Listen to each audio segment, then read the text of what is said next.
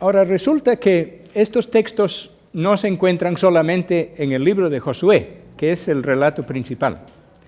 El concepto de la tierra prometida aparece en Génesis y es elaborado a través de todo el Pentateuco y luego es mencionado también en Jueces, el libro de Jueces, y de hecho la conquista no terminó hasta el tiempo de los primeros reyes de Israel, algunos 400 años después de Josué, con Saúl, David y Salomón. Entonces, el concepto de la conquista de la tierra prometida es un concepto que está prácticamente en todo el Antiguo Testamento. Y es una conquista que se hizo por partes. Y yo quisiera indicar algunos de los textos principales que nos pueden llevar a comprender más o menos la importancia de este tema en el Antiguo Testamento. Bueno, allí esto vamos a tratar de hacer hoy en las dos sesiones que tenemos, una vista bíblica panorámica, de ver algunos textos y otros muy resumidamente, pero para que tengan una idea de qué se trata aquí y dónde se puede leer en la Biblia muy bien, muchas gracias, esto sí, ayuda. Donde se puede leer en la Biblia del tema de la conquista de la tierra prometida. Ahora, si podemos cumplir el plan, el día de mañana vamos a aislar algunas consideraciones históricas. Este es un tema muy estudiado en las universidades y en las facultades de arqueología, historia y literatura bíblica. Y hay una larga lista de problemas históricos relacionados con la conquista de la tierra de Canaán, que tienen que ver con, básicamente, de mi punto de vista, lo más interesante está en la cronología, la cuestión de fechas y las consideraciones arqueológicas, donde han hecho excavaciones de sitios mencionados en el relato bíblico de la conquista, y hay que tratar de comparar qué es lo que dice la arqueología y qué es lo que dice las Escrituras, si podemos tratar de combinar evidencias bíblicas y extrabíblicas para comprender mejor los sucesos. Bueno, Dios mediante haremos esto mañana, en las dos sesiones que tenemos para ver algo de cronología y arqueología. Y en la tercera podemos tomar cualquier pregunta que quede colgada y no respondida o no discutida adecuadamente. Ustedes dirán, este es un taller, tienen todo el derecho y les animo a hacerlo, de intervenir, de preguntar, de comentar también. Si hay algo que falta, pueden ponerlo, si ustedes lo conocen, y siéntense libres. No es mi idea de hacer una exposición muy formal, sino yo hablo y ustedes escuchen, sino la idea es estimular la reflexión y si tienen una pregunta o una reflexión que compartir, bienvenido.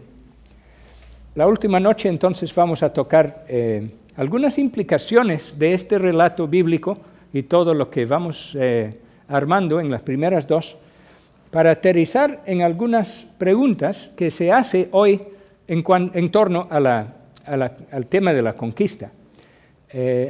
Hay varias consideraciones. Hay consideraciones teológicas, es decir, ¿qué tiene que ver Dios con la conquista de Canaán? Muchas diferentes preguntas surgen de esa pregunta general. Y en un segundo lugar, hay también una serie de consideraciones éticas.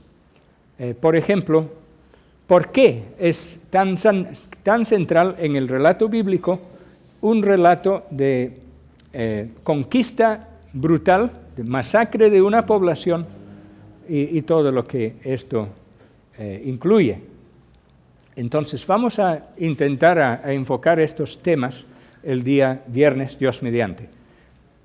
Y desde aquí yo les digo que no tengo todas las respuestas, Tengo muy pocas respuestas a algunas de esas preguntas, pero tengo muchas preguntas y tengo la información bíblica que estoy muy dispuesto a compartir con ustedes. Entonces, la idea es conocer el terreno de esta materia y hacerles a ustedes conscientes de algunas de las consideraciones que se tienen que tomar en cuenta para profundizar un poco más en el tema. Bien, este es la hoja de ruta, como decimos. Ahora, hay algunas, tal vez podemos ir a la primer texto. Hay algunos textos en el libro de Génesis que tienen que ver directamente con este tema. En Génesis 12, 6 a 8 y capítulo 13 también tenemos estas palabras de Dios. Dios habla a Abraham, yo le daré esta tierra a tu descendencia. Ahí aparece la promesa de la tierra. Estamos hablando de una tierra prometida. ¿Quién lo prometió? ¿A quién? Dios prometió esta tierra a la descendencia de Abraham. Entonces, a partir de la vida de Abraham, el tema de la tierra prometida entra el relato bíblico. Y hay estos dos textos ahí: yo te daré a ti y a tu descendencia para siempre toda la tierra que abarca tu mirada. Entonces, aquí hay un poco más de especificación. ¿Qué tan grande es esta tierra? No sé si ustedes se acuerdan del relato de Abraham. Abraham entró a Canaán como viajero, vino del norte, de lo que hoy es Siria, y bajó por Siria, cruzando lo que es Líbano, y entró a la tierra de lo que hoy es Israel. Si conocen, tienen el Google, pueden ver los mapas del mundo y cómo están estos países. Él vino de Irak, a través de Siria, Líbano, y entró a Israel del norte. Ahora, en el relato bíblico de los viajes de Abraham, que se encuentra en Génesis 15 hasta 25, unos 10 capítulos de relatos, pueden ver mencionados muchos lugares, y la mayoría de estos lugares todavía existen en Israel moderno, y se pueden ubicar sin ningún problema. Hay hoy poblaciones modernas en estos lugares que visitó Abraham. Y hay toda una industria de turismo alrededor de estos sitios que hoy funciona en Israel. Pero básicamente, entonces, la tierra prometida a Abraham es la tierra que él podía ver, ¿no? Y él viaja desde el norte al sur, vivió en ciertos lugares por varios años, en Betel, que está en la parte montañosa, en el centro de Israel, de donde en las colinas de Betel hay una buena visión panorámica de toda la tierra alrededor, ¿no? Se puede ver hasta la frontera norte, hasta la frontera sur, hasta el mar, de algunos puntos altos en esa sierra central de Israel. Entonces, básicamente, esta tierra que Abraham podía ver es la tierra que cubre la nación moderna de Israel. Si lo ubican en un mapa, pueden ver los límites de esto. Ahora, en Génesis 15 hay algo más sobre eso. En Génesis 15 está el relato de una experiencia visionaria que tuvo Abraham y vio algunas cosas extrañas, y Dios le habló al final de eso. Hizo el sacrificio de algunos animales, y hay muchas dificultades para interpretar este relato, si el sacrificio lo hizo realmente o lo hizo en el sueño, si todo es sueño o si una parte es sueño y una parte despierta. Bueno, ustedes pueden leer Génesis 15 a ver qué es su conclusión. Pero las palabras de Dios al finalizar este capítulo tienen que ver directamente con esto de la tierra prometida. Podemos leer allí: debes saber que tus descendientes vivirán en tierra extraña, donde serán esclavizados durante 400 años. Bueno, hay más palabras en el texto bíblico. Yo estoy poniendo 3 puntos cada vez que dejo algo, para que sepan que estoy dejando algo fuera. Durante 400 años te enterrarán cuando ya seas muy anciano. 4 generaciones después, tus descendientes volverán a este lugar, porque antes de eso no habrá llegado al colmo la iniquidad de los amorreos. Los amorreos eran los que vivían en el tiempo de Abraham en ese lugar. Ahora, aquí se introduce el tema que vamos a postergar hasta mañana, el tema de la cronología, ¿no? Aquí se introduce el tema de los años.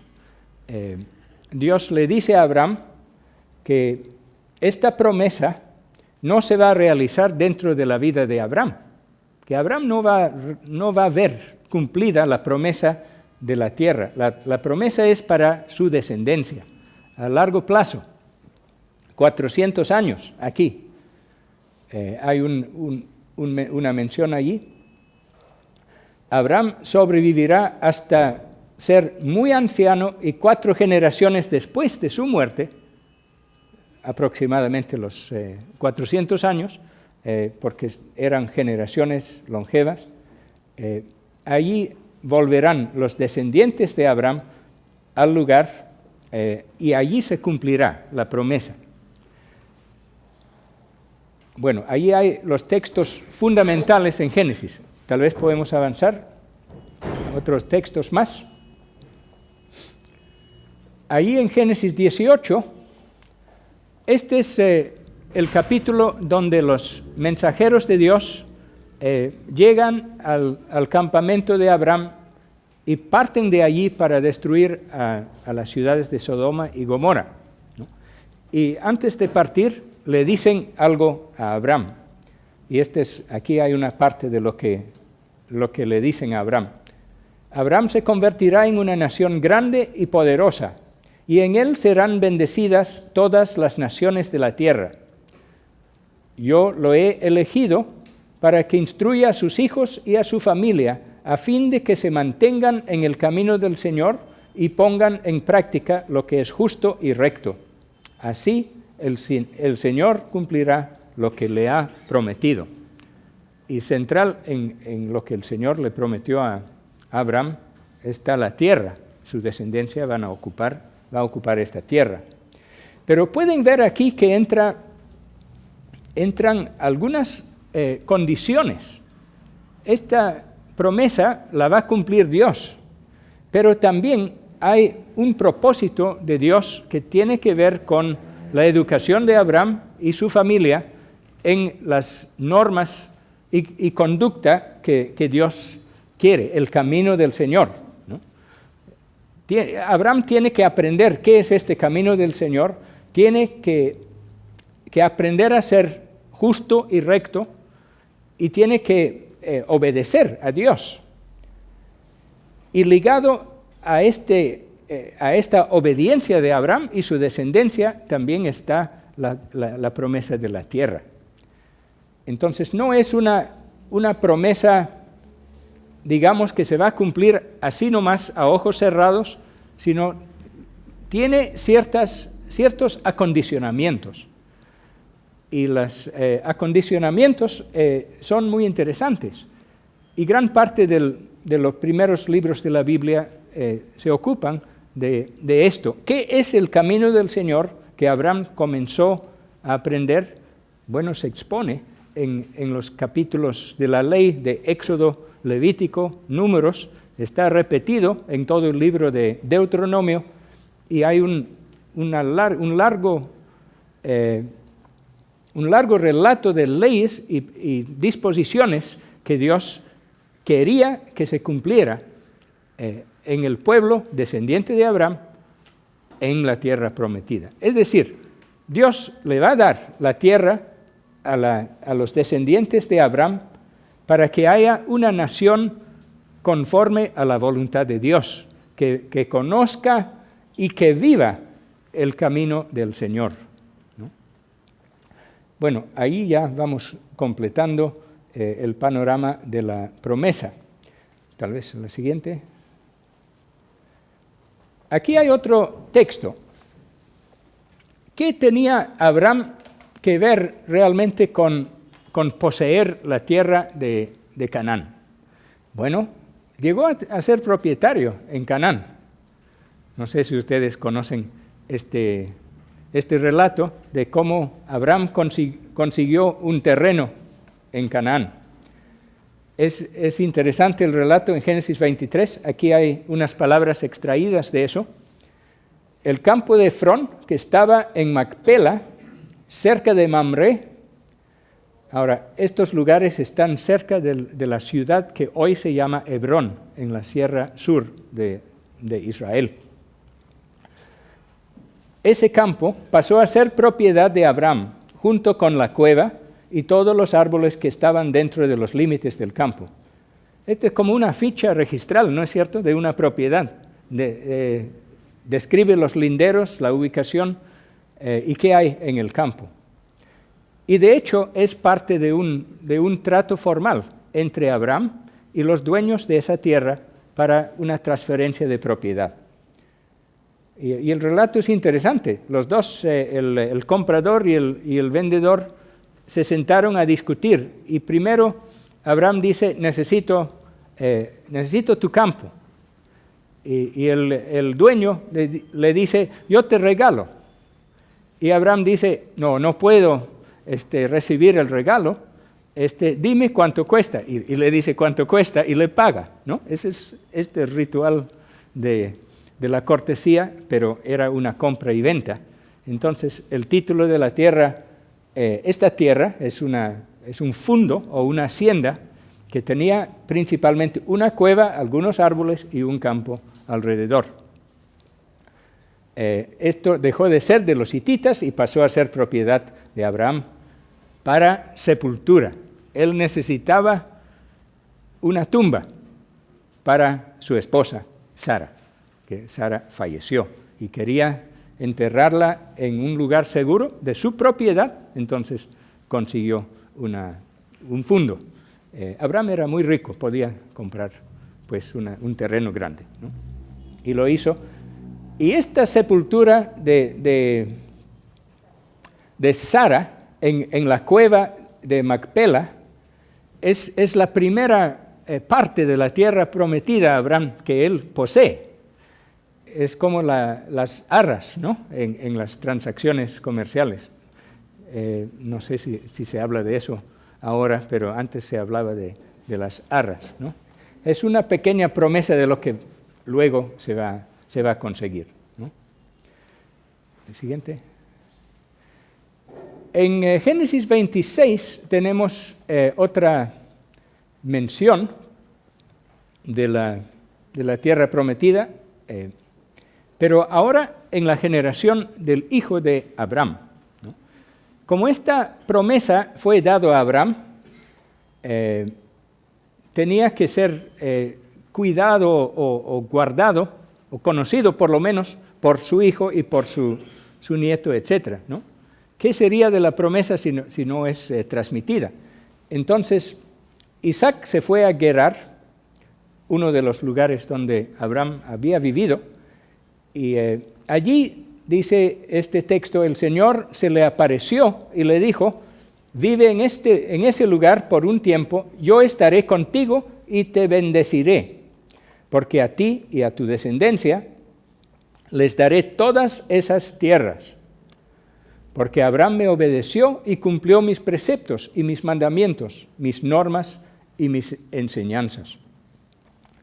Podemos ver entonces aquí ya cuando ha fallecido Abraham, ya estamos en la siguiente generación, Dios vuelve a hablar, pero esta vez con el hijo, con el heredero de la promesa. Y Dios le hace recordar la promesa hecha a su padre.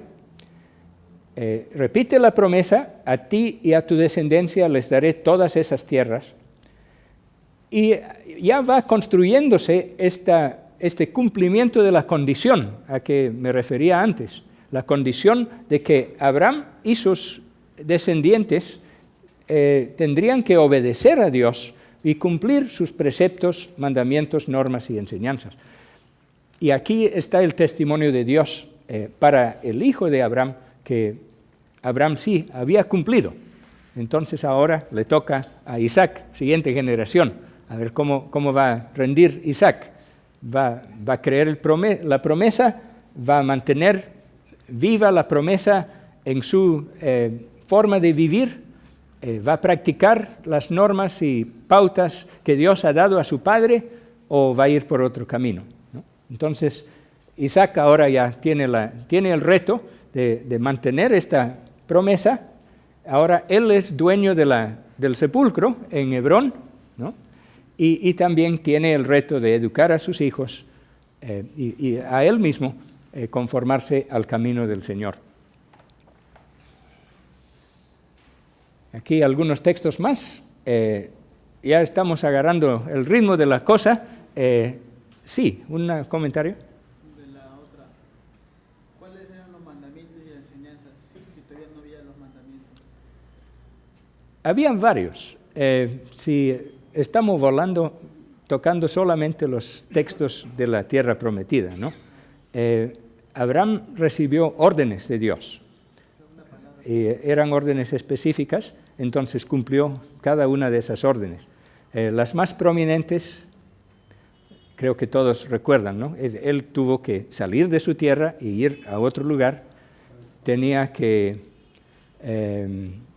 circuncidar a sí mismo y a su hijo, de orden de Dios, ¿no?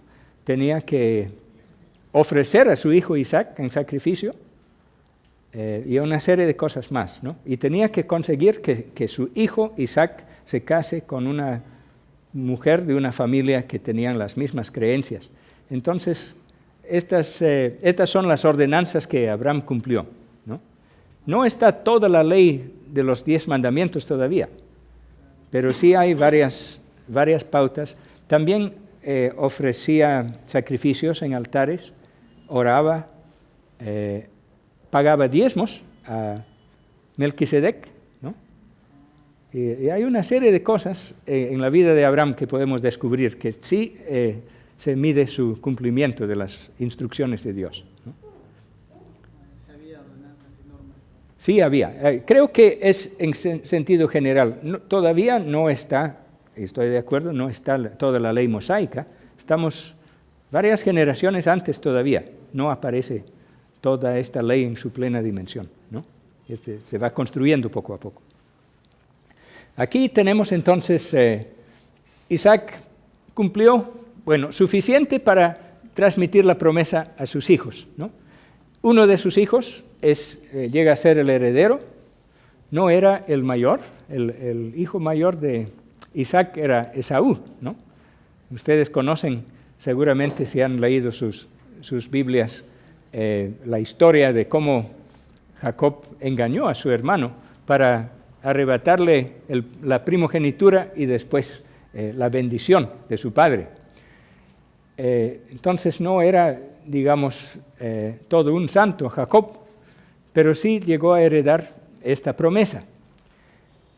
Y aquí no estamos tratando con gente ejemplar en sus vidas, ¿no? Son ejemplares en ciertos aspectos. Dios les habló y Dios les dio ciertos retos y ellos cumplieron esos retos. Pero en otros aspectos de sus vidas, podríamos decir con la mayor luz que tenemos, hoy día con toda la Biblia y la enseñanza de Jesucristo y la ayuda del Espíritu Santo, no eran muy santos estos patriarcas, ¿no? Hacían algunos buenos líos en sus matrimonios y en sus relaciones personales, y no es eso un ejemplo a seguir. Pero su fe en el Señor y en la promesa del Señor sí es ejemplar, ¿no? Y con todos sus defectos, Abraham, por ejemplo, recurría a la mentira para proteger a su esposa y es castigado. Un rey pagano le critica por haber mentido, ¿no?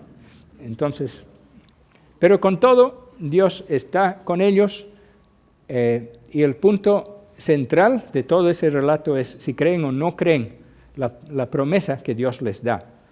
Y hacen algún esfuerzo para modificar sus vidas, y Dios no era tan exigente con ellos como llegó a ser más tarde con Israel bajo el gobierno de Moisés, ¿no? Bueno, estos son algunos de los temas que van saliendo tangencialmente en el examen de esto. La tierra prometida, entonces, es una de las ideas centrales en la familia de los descendientes de Abraham. Y son varias familias que comienzan a crecer a partir de allí. Aquí estamos ya con el nieto, ¿no? Jacob. Jacob peleó con Esaú. Esaú quería matarle porque le había engañado. Y Jacob huye del país. Entonces, es interesante que la promesa está con Jacob. Él es el guardián de la promesa. Pero ahora va a salir del país, ¿no? Ya no va a estar en esta misma tierra. Y si la promesa se va a cumplir, él tendrá alguna vez que regresar a la tierra prometida a Abraham. Porque ahora, para salvar su vida de su propio hermano, tiene que huir. Y va hasta donde hoy está en el norte de Irak, ¿no? En los cerros allí, por donde luego surge Nínive y los asirios. Y hoy día están en bastantes problemas en estos lugares por causas políticas y guerras y cosas así. Entonces, Jacob fue lejos, al norte, cientos de kilómetros al norte de la tierra prometida, y no pudo ir en avión o en bus, ¿no? Fue en burro o a pie, en camello, quién sabe. Largo viaje, es difícil de regresar, ¿no? Entonces, cuando está por salir de la tierra, está en plena huida, Dios le da una experiencia de visión. Está durmiendo allí con una buena piedra como almohada y tiene este sueño. Si quieren tener sueños, de repente pueden probar, ¿no? Pónganle una gran piedra como almohada, a ver cómo les va. Jacob soñó, el Señor estaba de pie junto a él y le decía: a ti y a tu descendencia les daré la tierra sobre la que estás acostado. Mira la repetición de la promesa. Te protegeré por donde quiera que vayas y te traeré de vuelta a esta tierra. Se va añadiendo a la promesa. ¿Qué es lo que se va a necesitar para que se cumpla la promesa? Bueno, la descendencia tiene que haber. Jacob va a adquirir familia y Dios le va a proteger y lo va a traer de vuelta, ¿no? Te protegeré por donde quiera que vayas y te traeré de vuelta a esta tierra. No te abandonaré hasta cumplir con todo lo que te he prometido. Ahí entonces ya estamos en la tercera generación, la promesa repetida, y Dios está cumpliendo su parte, está manteniendo viva esta esperanza, ¿no?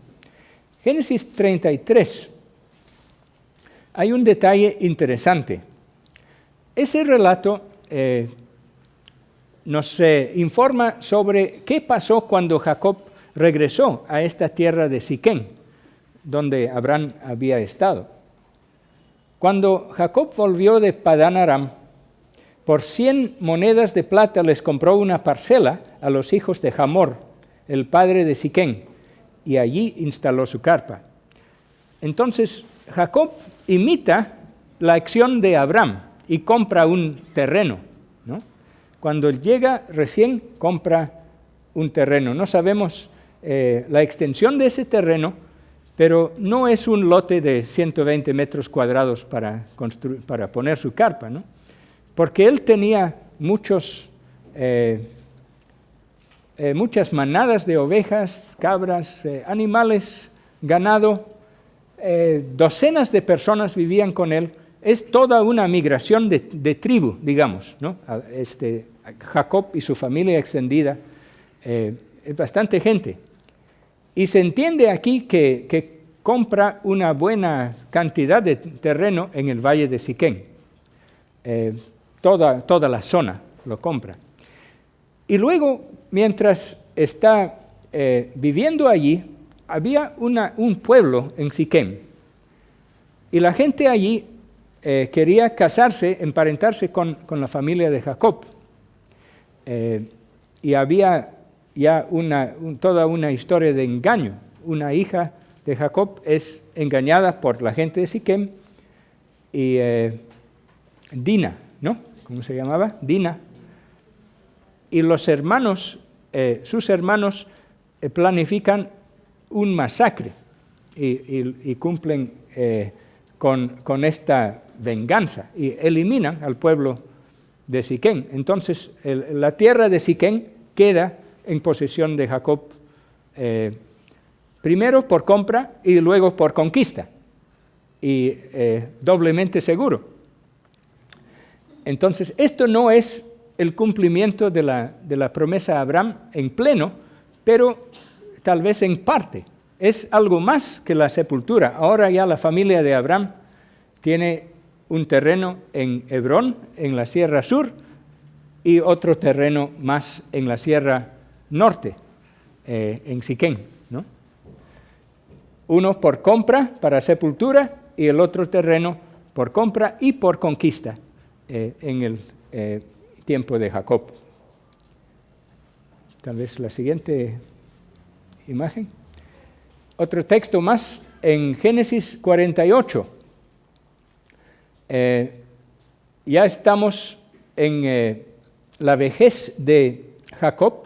Ahora Jacob cambia de nombre, ¿no es cierto? Dios le cambia de nombre, le da un segundo nombre, Israel. Entonces, Israel le dijo a José: yo estoy a punto de morir, pero Dios estará con ustedes y los hará volver a la tierra de sus antepasados. Y a ti, que estás por encima de tus hermanos, te doy Siquem, tierra que luchando a brazo partido arrebaté a los amorreos. Ahora, el detalle, ¿dónde están? Cuando Jacob, ahora que se llama Israel, le dice esto a José, ¿dónde están? Están en Egipto, están en otro país, ¿no es cierto? Jacob y toda su familia migraron para evitar una gran hambruna, y esta vez no al norte, sino al sur, y van a lo que hoy es Egipto. Allí también se llamaba Egipto.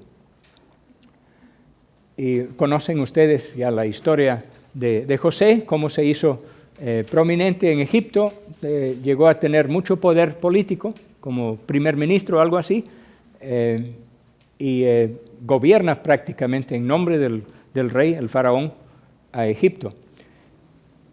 Su padre y sus hermanos fueron allí a vivir para salvarse de la hambruna, y cuando Israel está por morir, entonces le hace a José recordar 2 o 3 cosas que tienen que ver con esta promesa de la tierra, ¿no? Dios estará con ustedes y los hará volver a la tierra de sus antepasados. José tiene cierta soberanía sobre sus hermanos. Bueno, en la vida política de Egipto fue así. Él fue la autoridad pública y sus hermanos son inmigrantes precarios, ¿no? Entonces José es el que tiene el poder y la autoridad sobre sus hermanos, aunque fuera casi el menor de todos, con la excepción de Benjamín, ¿no? Y es interesante aquí que Jacob le encomienda a José la tierra de Siquem, que él había conquistado y que considera suyo. Y seguramente por allí hay también un título de propiedad, ¿no? Y le encomienda esta tierra. Te doy Siquem. Y José bien podría haber dicho, bueno, aquí estoy en Egipto, yo tengo Egipto. ¿Para qué necesito Siquem, esa parcela de terreno en un país lejano donde hay hambre y todo? ¿Para qué?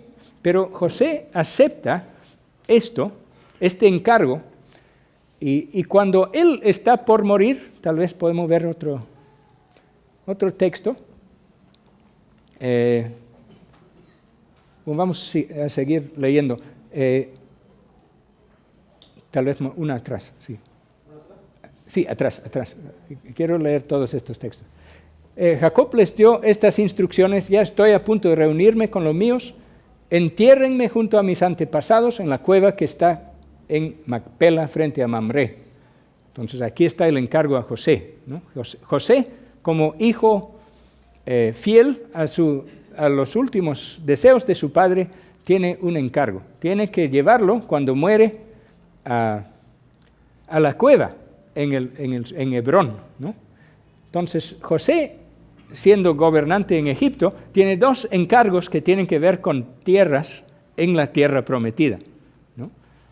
Es el dueño de Siquén, conquistado por Jacob, y también tiene que enterrar a su padre en la cueva de Macpela, cerca de Hebrón. Son dos lugares en la tierra prometida que fueron administrados por José. Y aquí nos añade sobre esta cueva de Macpela: allí fueron sepultados Abraham y su esposa Sara, Isaac y su esposa Rebeca, y allí, Jacob dice, allí enterré a Lea. Entonces, es la tumba de las diferentes generaciones de esta familia, ¿no? En Génesis 50, el segundo texto aquí a la vista, los hijos de Jacob lo llevaron a la tierra de Canaán y lo sepultaron en la cueva. Misión cumplida, ¿no? José cumplió. Y aparentemente esta fue una gran expedición de los egipcios. Como pueden entender, ¿no? José, como presidente, primer ministro, algo así de Egipto, él movilizó un buen ejército, movilizó muchas carretas y mucha gente en realidad para cumplir la sepultura de Jacob. Es todo un espectáculo, una procesión funeraria que va de Egipto hasta Canaán, y fue comentado y visto por todos los habitantes de esos lugares. Siguiente texto. En Génesis 50, cuando a José le toca morir, él también está por transmitir la herencia a la siguiente generación, ¿no? José les dijo a sus hermanos: yo estoy a punto de morir, pero sin duda Dios vendrá a ayudarlos y los llevará de este país a la tierra que prometió a Abraham, Isaac y Jacob. Cuando esto ocurra, ustedes deberán llevarse de aquí mis huesos. Aquí el tema de los huesos de José, ¿no? Y los huesos de José llegan a ser ya una carga para Israel desde aquí. Es interesante la fe de José, ¿no? Tiene todas las riquezas de Egipto a su disposición, todo el poder político, pero esta herencia familiar también es muy importante. Y él ha jurado a su padre que va a cumplió con la sepultura, y ahora cuando a él le toca morir, cumple con encargar a sus hermanos y a sus propios hijos también la continuación de esta herencia y sus costumbres y sus obligaciones, ¿no? Entonces, no sabemos en qué forma llevaron los huesos de José allí, si fue momificado o no sé, o simplemente lo dejaron al cuerpo podrir y ya llevaron los huesos separados. Bueno, pueden imaginarse. Tal vez lo momificaron, vamos a decir eso, es más decente, ¿no? Suena mejor y huele menos. Entonces, ¿quién sabe que fuera momificado? Aunque no, el relato no nos permite. Lo embalsamaron. Puede ser la momificación, ¿no? Conservaron el cuerpo, o sea, los huesos están conservados. Es creo que la implicación, ¿no es cierto? Y lo pusieron en un ataúd. Tal vez han visto los ataúdes egipcios, ¿no? Tutankamón, un ataúd grande, hasta 2 o 3, un ataúd grande, dentro uno más pequeño, dentro uno sarcófago, ¿no? Sí, bueno, no lo hemos encontrado hasta ahora, ni Macpela ni un sarcófago egipcio que puede ser de José en Macpela. Es curioso esto, algunos arqueólogos dicen que han encontrado la tumba de José en Egipto, pero yo no les creo, porque la Biblia dice que fue llevado a Canaán para enterrarse en la cueva de Macpela, ¿no? Y estos arqueólogos no han leído Génesis, o lo han leído y no lo creen, pero yo pienso en cuanto a este tema. Puede haber sido un cenotafio. Un cenotafio. Podría ser, pero no hay modo de establecer que fuera José, ¿no? Y bueno, son curiosidades de la arqueología. Hasta allí Génesis. Entonces tenemos hasta este punto un panorama de un tema que va de generación en generación, que es el tema de la